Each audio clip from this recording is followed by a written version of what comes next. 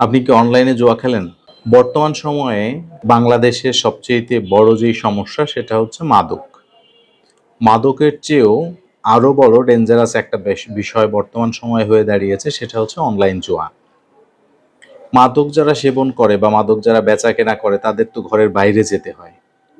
কিন্তু যারা জুয়া খেলে অনলাইনে তারা ঘরের ভিতরে বসে অনলাইনে জুয়া খেলে। এই যে অনলাইনে জুয়া যারা খেলেন তারা আসলে কতটুকুন লাভবান হয়েছেন?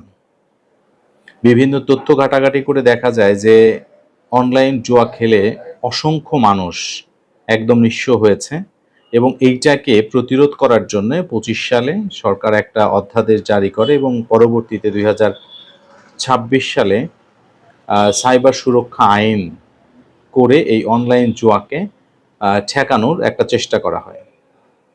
সাইবার সুরক্ষা আইন অনুযায়ী যদি কেউ অনলাইন জুয়া খেলে বা অনলাইন জুয়া খেলায় সহায়তা করে অথবা অনলাইনে জুয়া খেলার জন্য কোনো উপাত্ত মানে সরঞ্জাম সরবরাহ করে তাহলে সেটা শাস্তিযোগ্য অপরাধ। সেই জন্যে ২ বছর পর্যন্ত জেল হতে পারে এবং ১ কোটি টাকা পর্যন্ত জরিমানা হতে পারে। সুতরাং যারা অনলাইনে জুয়া খেলেন বা জানেন যে অমুক অনলাইনে জুয়া খেলে বা অমুক জায়গায় অনলাইনে জুয়া হয়, আপনারা সংশ্লিষ্ট যারা আইন প্রয়োগকারী কর্মকর্তা আছে বা সংস্থা আছে তাদেরকে তথ্য দিবেন এবং যারা খেলেন তারা খেলবেন না। কারণ এটা শাস্তিযোগ্য অপরাধ, পাশাপাশি সামাজিক অবক্ষয় তৈরির জন্য একটা মারাত্মক ক্ষতিকর সরঞ্জাম সমাজটাকে একদম তিলে তিলে ধ্বংস করে দিবে বা দিচ্ছে।